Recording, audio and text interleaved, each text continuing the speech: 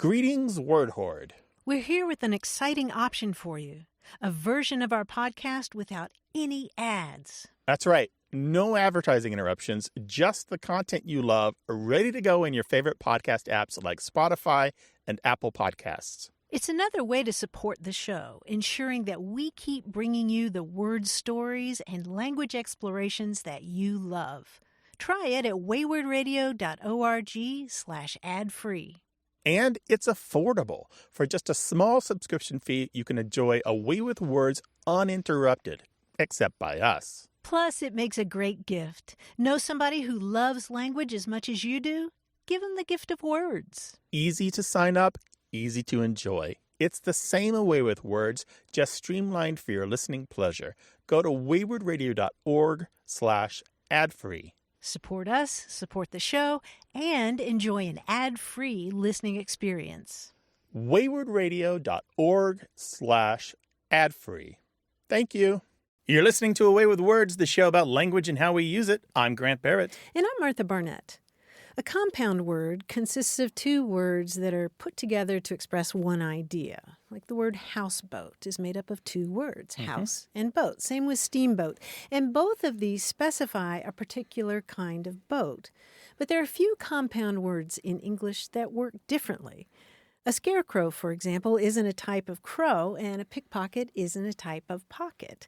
And words like scarecrow and pickpocket belong to a small category of compounds that name people and things by describing what they do.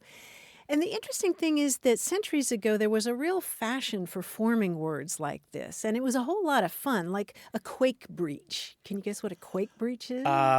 Somebody who's shaking in their boots? Yes, Oh, or is in it? their breeches. In their breeches, Yeah, okay. they're a coward. Or a saddle goose. What about a saddle Somebody goose? who's a bad horse rider? Well, somebody who's a fool, who's silly enough to try to saddle a goose, which, I if you've had see. experience with geese, is not so easy. And Brianne Hughes is a linguist who spent years studying this category of words.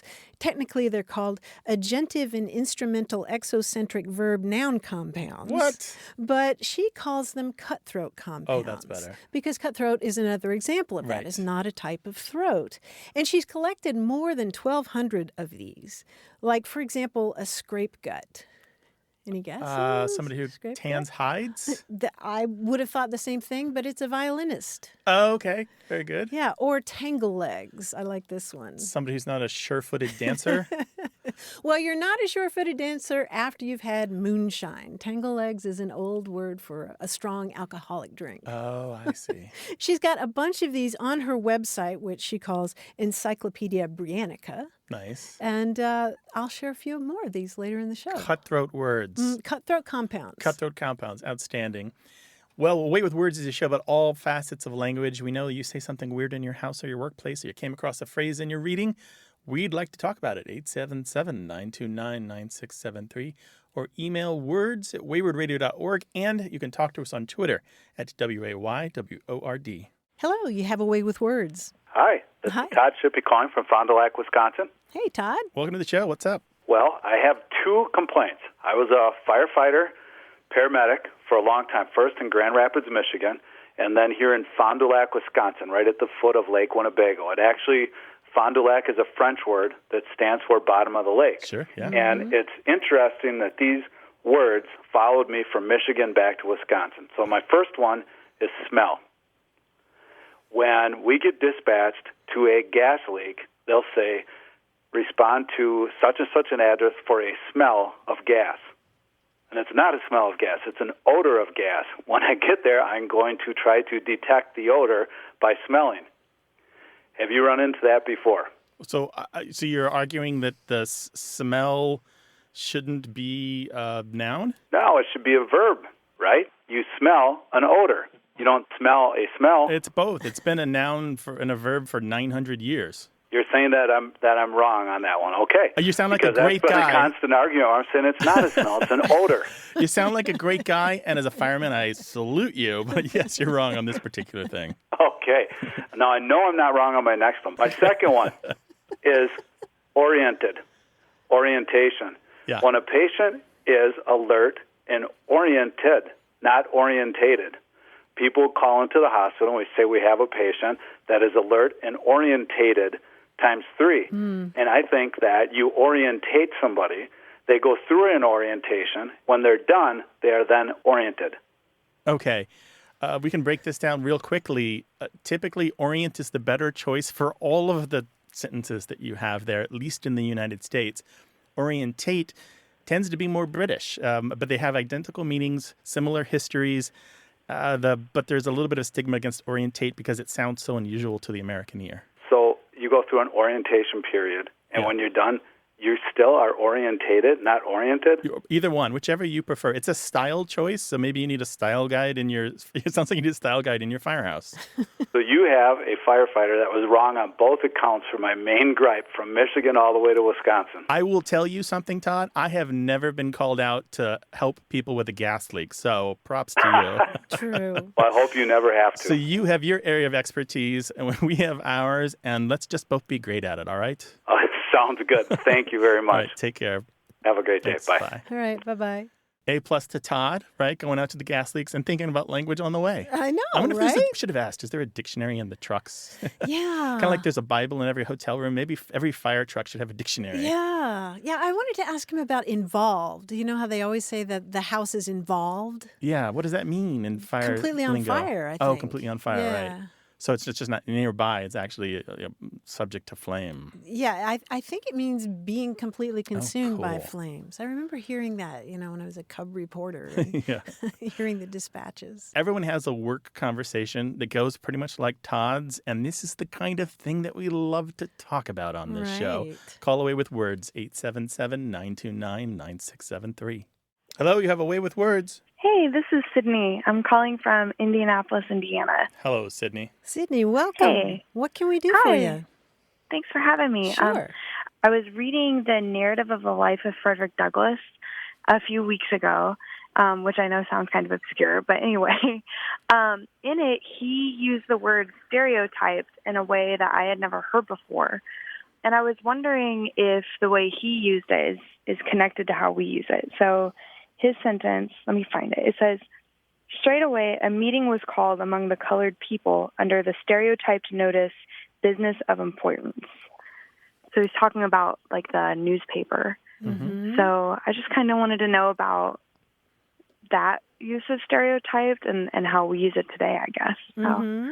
Boy, what a great example of the old use of stereotype. Right. If I were still making dictionaries, I would choose that as a quote because it's nicely put. Yeah, it's really great.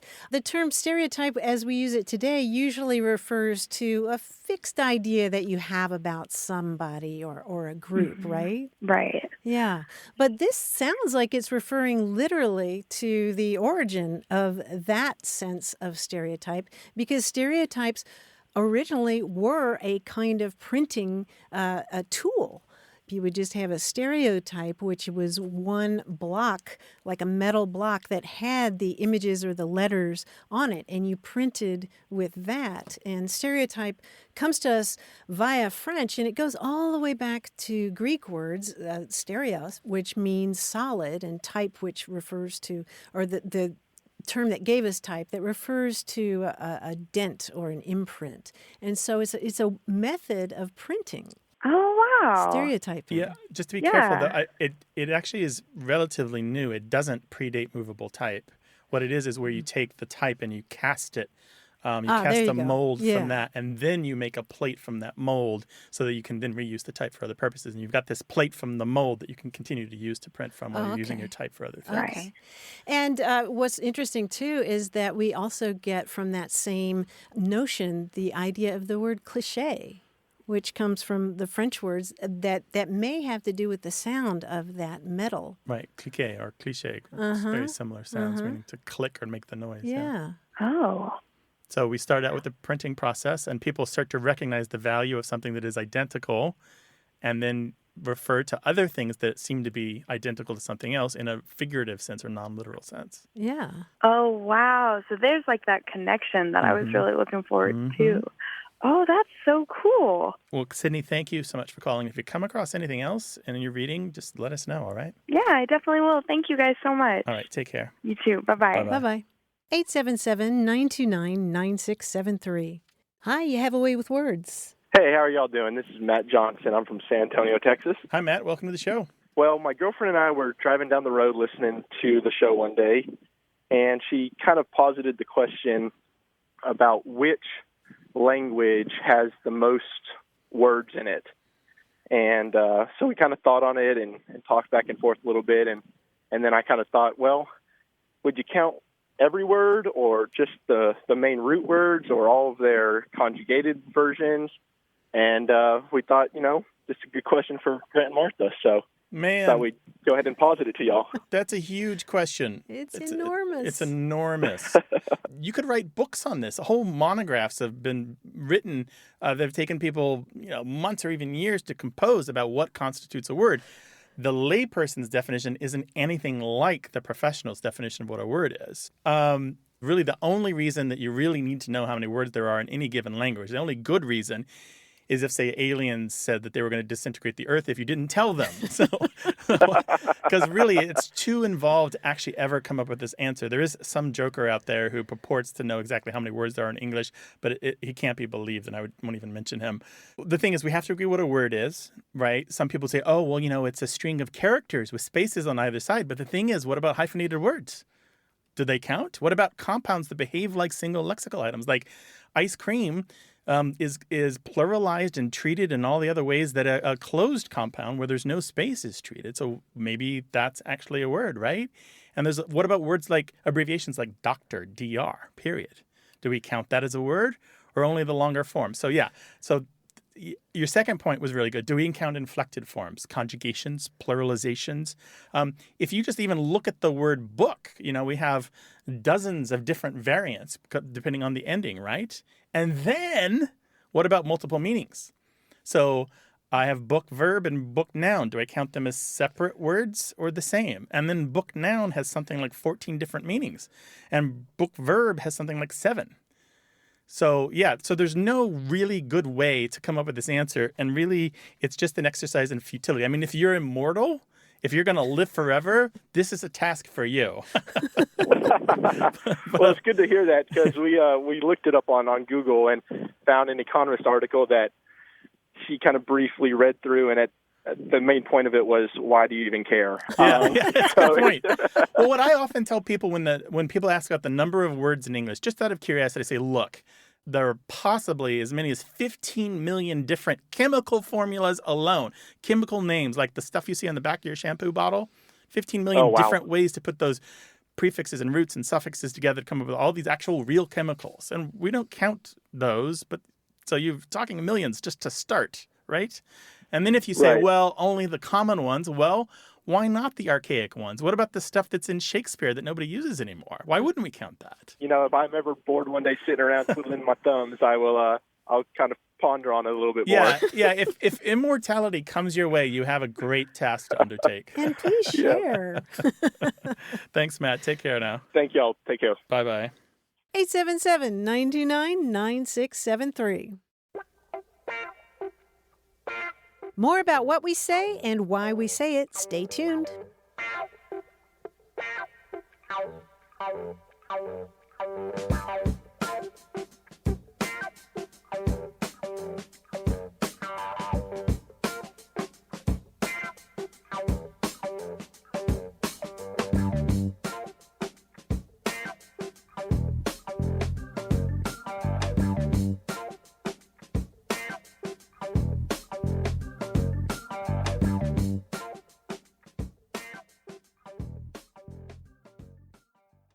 Got a minute?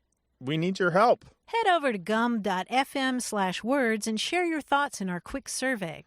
Your feedback matters. It's the backbone of our show's success. Thanks for making our show even more successful.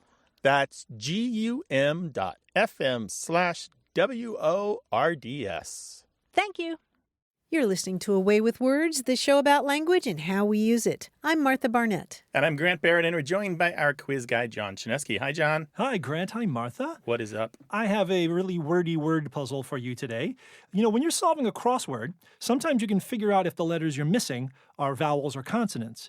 And one of the relatively uncommon word patterns is VCCV, or vowel, consonant, consonant, vowel.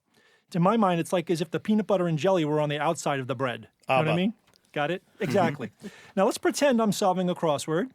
And luckily, Abba is not one of my answers. But I'll give you a short clue, two-syllable clue, two-word, two-syllable clue to a vowel, consonant, vowel word I'm missing. For example, teen woe would be a clue for acne. Acne. Oh, okay, gotcha. All of these are two-syllable words with the pattern vowel, consonant, vowel. VCCV. All right, now if you want, I'll give you the vowels that are sandwiching the consonants. I've got that much already while I'm solving. Here we go. The first one is backtalk. Backtalk. Backtalk. Yeah, begins with an E and ends with an O. Echo. Echo is right. Very good. How about sax type? Alto. Alto, good. yes, very good. I said all of these are two-syllable words. Wheel bar. Wheel bar, like a tire iron? Wheel bar. It's not a tire iron, like but a crowbar. but it's How a about bar. How about an Yes. axle? Axle is correct. Vowel, consonant, vowel. Right. How about brown shade? Ecru. Ecru, yes, very good. I was going to say umbra, but that's Latin, sorry. Umbra. Yeah, that's okay. And that's five. We allow a Latin here. Oh, it's it is. Sure. How about proof word? Proof word. Proof word. Yes. Proof. No, not exam. That doesn't work. Proof. Is it alcohol proof or that's what I was mathematical proof? No, or... more like a philosophical proof. Oh. So a logical thing, maybe? Yeah. Begins with an E, ends with an O. Ergo. Ergo, yes, very good. Arm bone. Arm bone. Ulna. Ulna. Vowel, consonant, vowel. Very good. Take back. Take back. Take back. Take back. Undo. Oh, Undo. good. Yes, very good. Control Z, as it were. Big brute. Ogre. Ogre Nice. is right. Very nice, Martha. Finally, this one's a tricky clue. South side. With the crossword puzzle question mark. Question means mark pun. at the end. That's right. Oh. South side. Oh, Yeah? I got it, I think. Yeah? For south side, I would say okra. Okra is right. Yes, very good, Martha. That's great. Oh, It's a southern side a dish. side dish, yes. South side okra. Okay, that's my quiz for VCCV, vowel, consonant, vowel. Outstanding, so you John. guys Stuff. Thank you very much. We'll talk to you next week. Thank you. Talk to you next week. And if you'd like to talk with us about language, call us 877-929-9673 or send your questions and comments and stories to words at waywardradio.org.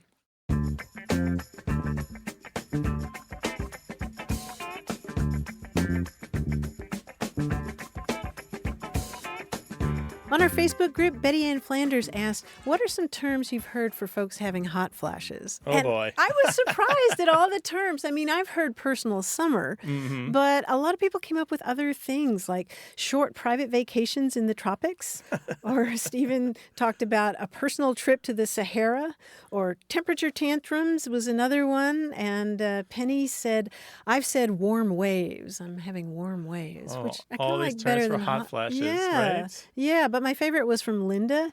She said, my friend Phyllis refers to it as my inner child playing with matches. And she added, matches my foot. My inner child plays with a blowtorch. Well, if you've got other terms for hot flashes, do send them along. Yeah, we could Words use at them. waywardradio.org. Hello, you have a way with words. Hello, this is Joe Winkler from Moreland, Wyoming. Hi, Joe. And, Welcome. What can we do for you? well, I have a question about horses. I've always wondered how horses got their names for their color because, you have names like sorrel, and a sorrel is a brown horse. Right, yeah. And then you have like bay, which is a brown horse with a black mane and tail. There's dozens of them. There's Palomino and Roan and Dun. Mm. I mean, this has bothered me since I was 6 years old. Wow. Well, not bothered. Well, we're going to scratch that itch for you for sure. So I'm going to talk about just a couple of these, and then I'm going to refer you to a book that's going to have some more answers for you, all right? Okay. The first one I want to talk about is palomino, and I think Martha's eyes lit up when you said that word before because it's got this Spanish connection, and basically what it means is young dove. And so it refers to the color of a young dove, which has not fully come into its adult plumage. And of course, there are different kinds of doves, and there's different kinds of plumage they might have. But in general, it's the kind of dove that you might have found in a typical Spanish town, not even a Mexican town, but a Spanish town. The thing with all of these horse colors is they come from 3 different linguistic traditions, at least 3, maybe 4. So from the English, United Kingdom English, from Spanish, 2 different kinds of Spanish, Spain Spanish and Mexican Spanish, and then from French. And then you might throw in Arabic in there because there's a little bit of Arabic and maybe even a tiny bit of Basque. It just depends which color you're talking about. So tons of different traditions here, all coming together in English, which has no shame whatsoever about borrowing words wherever it likes. And here they are in horse names. So palomino, young dove. The bay is interesting to me because it is the same thing for the horse color that it is in cooking. So bay leaves are where the term bay for the color of a horse comes from. And both the term for the leaf and the term for the color come from the same French word, which means bay leaf. So it's about the color of that leaf. The leaf when it's dried, I believe. Yeah. Really? Yeah, it's another reddish brown. Just like sorrel is kind of a reddish brown, bay is a kind of a reddish brown. Now sorrel, the problem with sorrel is there are lots of, it's S-O-R-R-E-L for anyone who is not quite understanding the word. There are lots of sorrels in the world. It's a common name for many different types of plants, but it's a particular European variety which has this deep reddish brown hue to it. That's the color that they're talking about. Okay. Well, thank you for the information. Yeah, one more thing before you go. There's a great book. It's a classic book by Ramon Adams, R-A-M-O-N Adams. It's called Western Words. And so it's a dictionary of kind of cowboy speech, and it's pretty reliable and pretty thorough. It's a fantastic work, and he has all the colors for horses in there that I've ever thought of. The list includes, just for a few, albino, baldface, bay, bayo, coyote, blaze, blood bay, buckskin, calico, chestnut, chinspot, claybank, carmelo, flea-bitten, grula, moros, overo, paint, palomilla, piebald, pinto, race, roan, sabino, skewbald, snip, sock, sorrel, star strip, stew ball, stocking, tobiano, trigano, and zebra dun. And I skipped a few. And then I've owned every one of those. You have. No kidding. You are a true horse person. No. It's just some of those, like snip, those deal with the color on their nose. Right. That's right. And the star is like that too, right? And the star strip. and, Well, thank you for your call. We really appreciate it. Thanks, Joe. Happy trails. All right. Take care, Joe. Thank you. Bye-bye. Bye-bye. Goodbye. Call us about the ones you're thinking about, 877-929-9673, or send them to us in email. That address is words@waywardradio.org.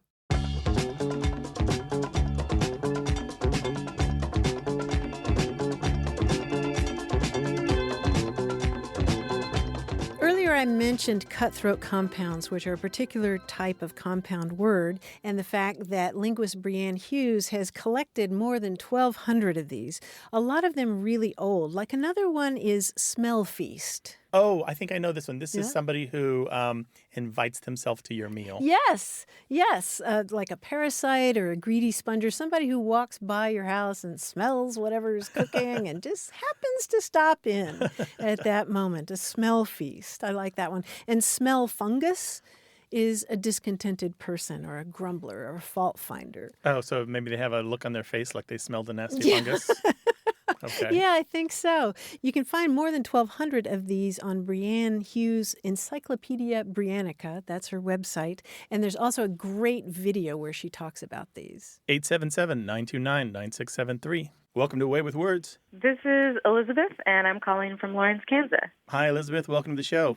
Well, I wanted to ask you about the name of a large flying insect, which I grew up calling a gollywampus, which to me reminds me of like Lewis Carroll and the Jabberwocky or something. But I always grew up calling these large insects that would get into the house, particularly in the summertime, and they kind of look like flying daddy long legs with wings. So just really large flies with really long legs that kind of stumble around and sort of seem to be like wampus, wampus, wampus, and just bumping into things. And so this was a normal thing to call them for me. But when I first got married, I was in the kitchen of our rental house, and maybe the back screen was open an inch or something, and one of these got inside, and I shouted at my husband, "Nathan, kill the gollywampus!" And he was in the other room, and I think he thought I was having a stroke or something. He was like, "What are you talking about?" And I pointed at the insect, and he's like, "That's a like a large fly." And I was like, "It's a gollywampus." And so then we, had to do a bunch of Googling, and we determined that it's a crane fly. Mm-hmm. But I was just wondering where gollywampus came from. Elizabeth, I'm loving this story and wishing I were a crane fly on the wall to watch it. These are the ones that are often mistaken as mosquitoes by people who don't know better, right? But they're bigger than mosquitoes usually, aren't they? They're really big. Yeah, they're really pretty big. large. And they're kind of clumsy. They fly pretty slowly, and they're not particularly intimidating. It's just, a large flying insect, which can be alarming. Right. These insects go by a lot of names that sound similar to that. A lot of people call them gallinippers. Have you heard that one? And No. Yeah, there's gallynipper and gabbernapper and gallowopper and granny nipper. Granny nipper. Oh, Which sounds very ominous, doesn't it? yeah. It may have been influenced by the term gollywopper, which is a term in the South that's used for something that's really extraordinary, like extraordinarily big or something like that.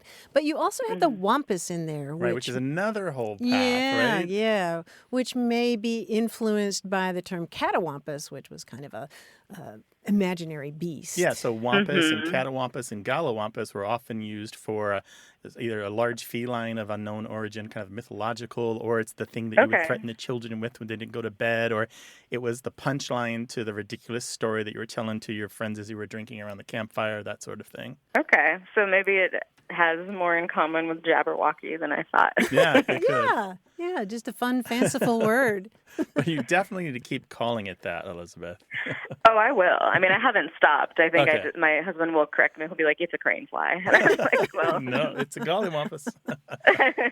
Well, Elizabeth, thank you so much for calling. Yeah, thanks for answering my question, and I love the show, and we'll keep listening. Take care. Bye. Bye-bye. Well, what's the word you're debating in your household? Call us about it, 877-929-9673, or send it to us in email. That address is words@waywardradio.org.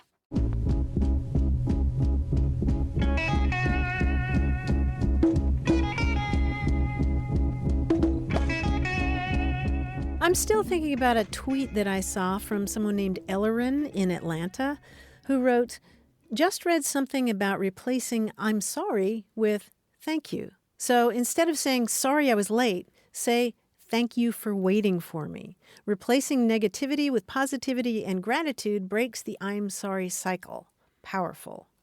And I've been thinking about that tweet a lot, that it's a really subtle change in language, but... Right. You invest the other person with a bit of your true gratitude that you have for whatever reason you were late. Right? Yeah. It's about the other person rather than yourself. Right. It also means that you don't have to explain. Right.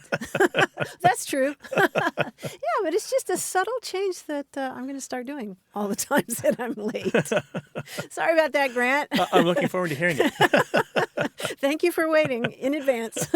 877-929-9673. Hi there. You have a way with words. Hi. Yes, I'm Ann Norman from Fort Worth, Texas. Welcome. Hi, Ann. Welcome to the show. What's up? My elderly aunt, Benny Louise, lived with me for 6 years, and I was privy to a lot of her great colloquial expressions.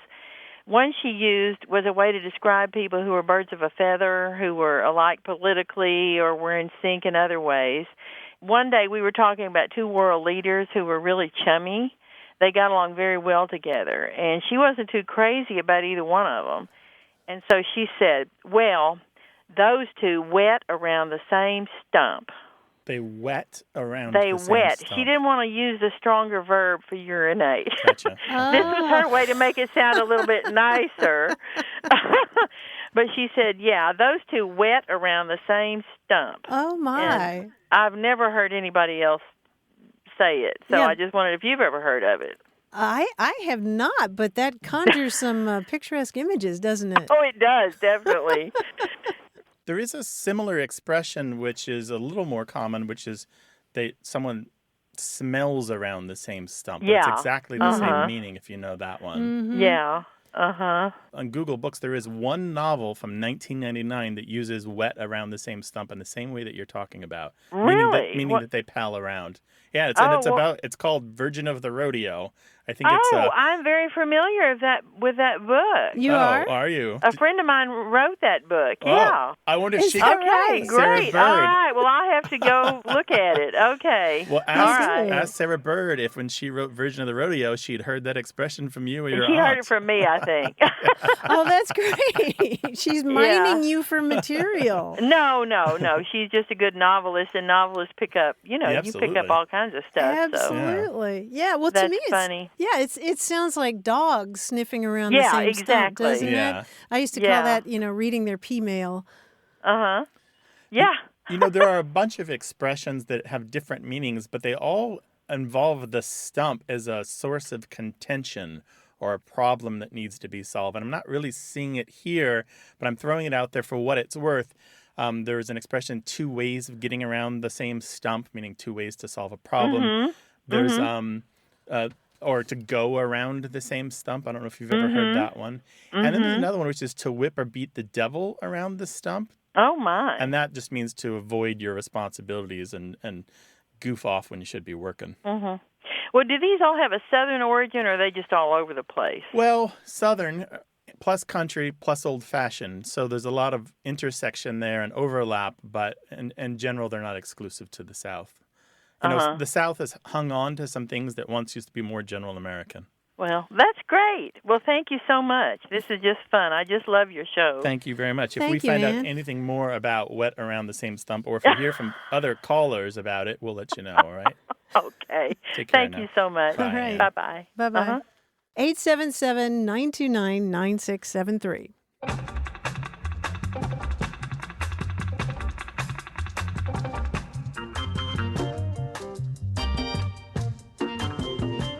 I was walking through beautiful Balboa Park here in San Diego the other day, and I saw a bench that had a proverb on it, on a little plaque, and I just loved it and wanted to share it.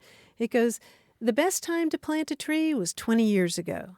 The next best time is now." Oh, that's nice. Yeah. Yeah, so much wisdom distilled in a little proverb like that. Yeah, I've heard stories about, there are folk tales told about that, about the man who is planting all these trees that will take 100 years to mature. And they're like, well, why are you planting these? He's like, so that someone else may enjoy them. Right.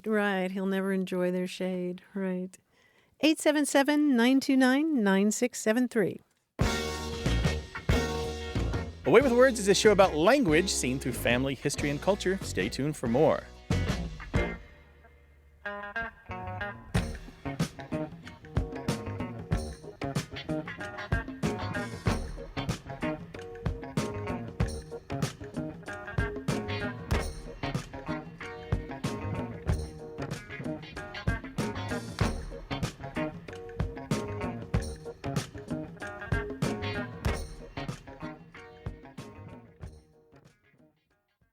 Hey, we've got something special for those of you who love our show but could do without the ads. That's right. Imagine Away with Words, the same engaging conversations, the same deep dives into language without advertising interruptions. We're talking about our ad-free podcast feed. It's sleek, clean, and it's just for our supporters. It's at waywardradio.org/ad-free. It's inexpensive, easy to sign up for, and works with all major podcast apps like Apple Podcasts and Spotify. It's an affordable way to support the show and get a seamless listening experience. And if you're feeling generous, why not give a subscription to another Away with Words fan? That's waywardradio.org/ad-free. Sign up today. Your support means the world. waywardradio.org/ad-free. Thank you. You're listening to Away with Words, the show about language and how we use it. I'm Grant Barrett. And I'm Martha Barnett. In his 1958 book, The Once and Future King, T.H. White did a kind of retelling of some of the King Arthur stories, and there's a passage from it that really spoke to me, and it goes like this. The best thing for being sad is to learn something. That is the only thing that never fails. You may grow old and trembling in your anatomies. You may lie awake at night listening to the disorder of your veins. You may miss your only love. You may see the world about you devastated by evil lunatics, or know your honor trampled in the sewers of baser minds. There is only one thing for it, then, to learn. Learn why the world wags and what wags it. That is the only thing which the mind can never exhaust, never alienate, never be tortured by, never fear or distrust, and never dream of regretting. Learning is the thing for you. That's beautiful. Yeah, there's something so heartening about that. It's a reminder to me that there's always something more to learn. As much as we learn every week on the show from our listeners and from our research, there's always more to learn. And I like it as a replacement for worrying about the things that aren't going quite right around you, because the learning doesn't have to be interrupted by the body having issues or the relationships kind of going south. It reminds me of something that I experienced as a kid, less so today, where I realized that it would be a couple hours until dinner, but I was hungry and there was no snacking allowed. And I realized I could read a book instead, and it would fill me up and satisfy me in a way that almost was like food. And then when dinner came, I was fine. But I figured out that sometimes when I was tired and couldn't sleep, the book didn't put me to sleep, but it made me comfortable and ready to sleep, if that makes sense. So the learning is very similar to that. It does. It fills you up. Fills you up. 877-929-9673, words at waywardradio.org, and we're on Twitter at WAYWORD. Hi, you have a way with words. Good afternoon. This is Harry from Falls Church, Virginia. Hi, Harry. Welcome. What can we do for you? Well, I've been interested in the word troll. It's had various meanings, and I initially thought of it as a fishing term, and then Tolkien and the Hobbits turned them into people or mythological figures, and now in the last year or two, it's entered the political world. In fact, recently the Speaker of the House used the word trolling in a sentence describing some of our politicians. It's sort of mushy, and I don't know really, how this is happening. Okay, this is good. You've really hit some nice mile markers on the progress and the interrelationships of the different kind of trolls that we have here. Let me see if I can add a few more mile markers to kind of this map that you've got for troll. First, the Tolkien-esque troll is ancient. It goes back to at least Old Norse in a variety of different forms, referring to some mythological creature, often ugly, often vaguely magical, often a thing that you didn't want to encounter. Think of the trolls in, is it Billy Goat's Gruff, where there was a troll under the bridge? Under the bridge, yes. So the troll goes way back. But later, and it's a separate instance of it, and it has nothing to do with the mythological creature, the French came up with a troll meaning to cast about, or to kind of scan for something, or to slowly look for a thing. And we borrowed that troll into English, and we use it primarily, or did, in fishing, where you dangle bait over the side, and your boat slowly goes down the stream or across the lake, and you try to attract fish to the slowly moving bait, and you bring them in. That's trolling. And so we fast forward to the internet. Very early on in the history of the internet as this big social phenomenon, people started doing what we now call trolling, which is saying outrageous things, sometimes that they didn't believe, in order just to get a rise out of other people, to get their goat, so to speak, or to bust their chops. And this trolling comes specifically from the fishing kind of trolling, which is you throw something outrageous out there on the internet and see who bites. Maybe it's going to be a newbie who doesn't know that you're a big jokester. Maybe it's going to be somebody on the other side of the political spectrum who you just know is going to be frothing at the mouth, this thing that you've said that you don't even really believe in. But obviously, people know about the mythological trolls, so very soon people who do trolling, which comes from fishing, were called trolls, with the idea that they were ugly, undesirable beast that were causing all this mayhem, and you didn't really want them around. How's that sound? Wow. Yeah, right? Language is weird, man.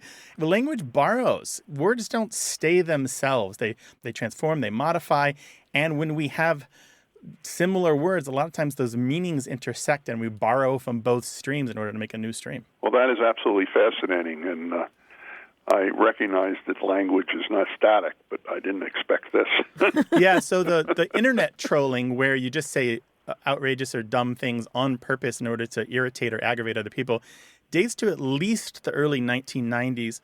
A lot of times people will credit the news group Alt Folklore Urban, but I've actually found it earlier than was ever mentioned in that news group in other places in Usenet, in the news groups. Well, it's on cable TV with some regularity these days. Well, it's mainstream now. I am not surprised that you heard it on cable news or seen it in the newspaper. It's like utterly mainstream because the internet is mainstream. I mean, we've been an internet society for going on 30 years now. Right. And as you said, the Speaker of the House used the term. Right. It's striking to me that it goes from the phishing trolling idea, but also incorporates the creepy guy under the bridge, because that's what I picture when I think of internet trolls. You know, I think of somebody coming out from the dark nether regions.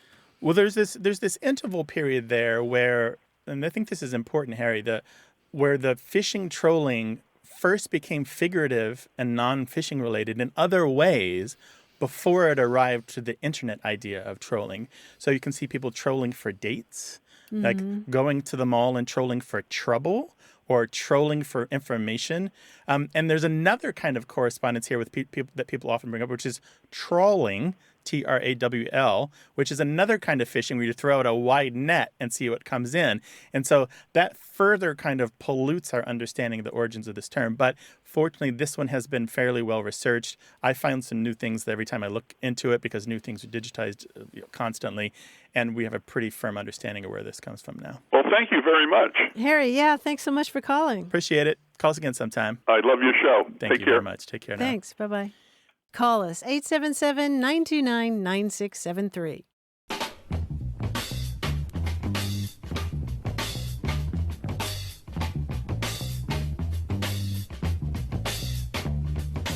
We asked folks to tell us their terms for taking a bath without really taking a bath, just sort of like a Navy shower or a GI shower. Yeah, or just washing your possibles. We got a tweet from someone named True Blue who said, "We call it bathing up, not an entire bath, just the important parts.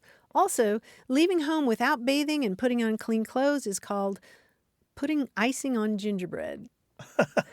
Icing on gingerbread. I like that. Yeah. I do too. Okay, I'm not quite sure. Gingerbread's fine by itself, right? Yeah, but if you're putting the icing on, you're putting on your clothes. Yeah, okay. Talk to us on Twitter, WAYWORD. Hello, you have a way with words. Yeah, hi, this is Jesse calling from Gainesville, Florida. Hi, Jesse, welcome. Thanks. I grew up in northern Minnesota, and up there, there was this phrase that I heard, and I haven't heard it anywhere else. And it was constructed like they would say, "oh, for," and then an adjective. So, for example, they'd say, "oh, for cute," or "oh, for nice," or "oh, for dumb." Yeah. And so I was just wondering, like I said, I haven't heard it anywhere else, so I was curious where that came from, how widespread it is, and if there's any other adjectives that are used in that construction. Oh, I love it. Oh, so it's O-H-O, for F-O-R, right. And then some adjective, usually expressing a judgment of some kind. Right. The ones I've heard are cute, nice, dumb, stupid, and maybe gross. Yeah. Oh, for gross. Yeah, those are all familiar to me, and it is very Minnesotan. Occasionally you'll find people saying it in Utah and some other places, but it is widely known, almost to the point of being what I call a Chamber of Commerce expression, where people from Minnesota know that they say it, so they kind of say it because they say it. You know, it's kind of circular reinforcement of the habit and the thing that they've got that differentiates them from other people. There's a stress on the O, right? It's not O for cute. It's O for cute, something like that. Yeah, and I've only ever heard it with the O at the beginning. Right. Although we do have other constructions without the O that use for followed by an adjective. where you might say for real or for good or for sure. So we have similar constructions that do other things. Those tend to be adverbial, whereas the O for good is an emphatic, or the O for cute, where you're expressing with an interjection your opinion on this matter. And often it's self-referential, right? It's either a compliment of whatever you're saying, or you're talking a lot about yourself, at least in the uses I've seen. No? Well, the way I remember it, and this is when I was a little kid, so I might have a foggy memory, but I remember it being like, oh, you'd see a baby, you say, oh, for cute. Oh, gotcha. And Very it good. almost seems like the for was taking place of maybe the word how, like, oh, how cute. Right. It's very similar to that. It's idiomatic in Minnesota, so it seems normal, and it's not idiomatic outside of Minnesota, more or less. It seems strange to us. And so idiomatic expressions have this quirk about them where when they're not part of our natural sociolect or idiolect, then they're just foreign and strange. But if you grow up with it, it probably seems normal. Right. One of the books that I read suggests that it's largely a feminine usage. Does that ring any bells with you? Does it seem like something women are more likely to say than men? Yes, definitely. Oh, okay. Yeah, because when I hear it, I hear my grandma, and I hear my cousin, and maybe my mom. But yeah, I don't, now that you say that, I don't remember a lot of men saying that. So there have been some suggestions that it comes from one of the languages that were spoken by the people who settled in Minnesota. So German or a Scandinavian language. I have not been able to run that down and to prove that beyond a doubt, but it is a suggestion that's what's called a calque, C-A-L-Q-U-E, where there's this particular construction exists in another language, and then they simply mapped the English words to the syntax of the other language in order to get the O for cute or the O for adjective expression. Another thing I can throw in here, which I haven't seen published in any of my reference works, is that we have evidence of it at least back to the 1920s. Okay. Yeah, so it's got a long history here. We're talking nearly 100 years at least, and it's probably older than that. So it's nothing new. And it's still being used, I assume? Yeah. Oh, it's widespread. It's super common. You'll find it in online discussions and social media posts, and people just kind of unremarkably and unironically using it as an everyday expression. I like it. I might adopt that. Oh, for nice. Oh, for fun. This has been fun. Thank you so much for calling. Jesse, thanks, bud. Thank you for answering my question. I appreciate it. Bye-bye. All right. Bye-bye. Is there a word you've been wondering about? Call us, 877-929-9673, or send it to us in email. That address is words@waywardradio.org. Hello, you have a way with words. Hi, my name is Amy Larson. I'm calling from Ishpeming, Michigan. Amy, what's on your mind in terms of language? I have a family word, and I want to know if it's a real word or if it's a word that we made up. Okay. The word is grinslies. Grinslies. What's it mean? Grinslies. Is that like a very small bear? A small smiling bear. Yeah, right. What is Grinslies are what's in the bottom of your cup. Say you're drinking maybe a cup of coffee, and there you get to the bottom, and there's grinslies in it, so you don't drink the last swallow. Oh, gotcha. Oh, little grinslies. Like the leavings or the little residue. Mm-hmm. Yeah. And this just sort of spontaneously generated within your family, you think? Well, I don't know, because my mom has always used that word. My grandparents used that word. I use it. My children use it. And like people that we knew during my childhood, they knew what grinslies were. Is that right? But since now that I've been here in Ishpeming, I've used it a few times, and people are like, what's a grinsly? I'm like, grinslies, grinslies. It's a crap at the bottom of your cup.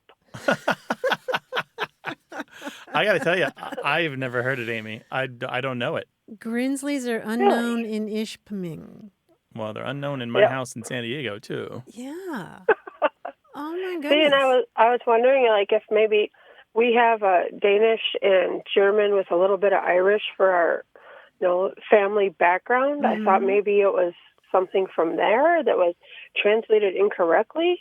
I don't think it's German. I don't know about the other languages there. So how would you spell it if you had to write it down? Well, we have debated about this for years.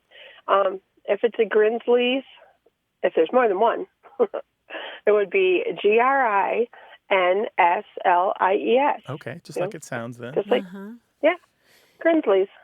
You know, the only thing I can think of is it reminds me of a call that we had years ago from a woman who said in her family they called the little things in your pockets, you know, after you've emptied your pockets, maybe there's a little lint or just kind of crumbs or something. They called those greebles, and it sounds like sort of the same thing. But well, I could see that. Although I think that we would just call those pocket grinslies, to be honest. Of course. I love that. There are lots of words for this kind of thing, but I don't know of anything along the lines of grinslies. No, so if you have a little alcohol left over in a bottle, it's a heel tap. Do you know that one? I don't. Or left over in a glass. There's a cool word out of Yorkshire in the 1800s. The leftovers of a feast or the leavings of a feast are called the scrunchings, which I really like. Mm-hmm. That's pretty cool, yeah. Yeah, and that reminds me of an old word that I learned in college, orts. Oh, yeah. Do you know this? O-R-T-S. You see it sometimes in crossword puzzles, but I learned it because I lived in a cooperative house on campus where we had 30 people, and every person was supposed to cook one meal for 30 people each month. And so we ate really, really well because everybody wanted to show off for the whole dorm.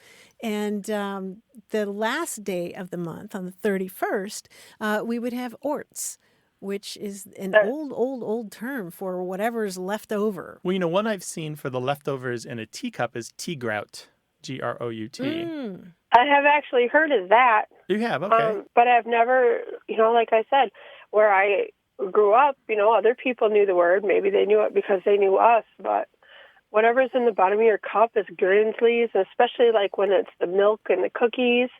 You never drink that last part. You give that part to the dog.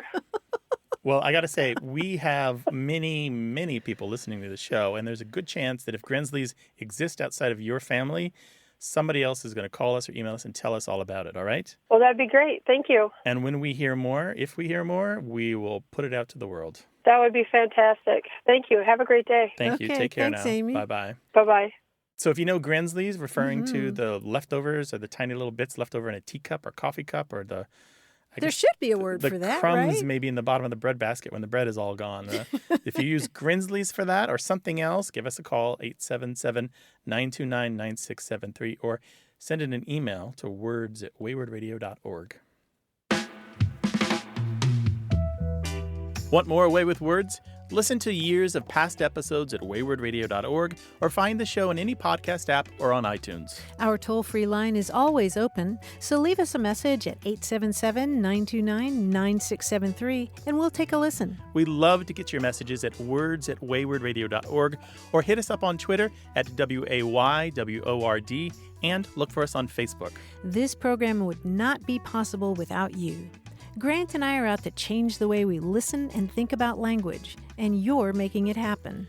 Thanks also to senior producer Stephanie Levine, director and editor Tim Felton, director Colin Tedeschi, and production assistant Emma Kelman in San Diego. In New York, we thank quiz guy John Chinesky and that master of keeping it real, Paul Ruist at Argo Studios. A Way with Words is an independent production of Wayward Inc. From the Recording Arts Center at Studio West in San Diego, I'm Martha Barnett. And I'm Grant Barrett. So long. Bye-bye.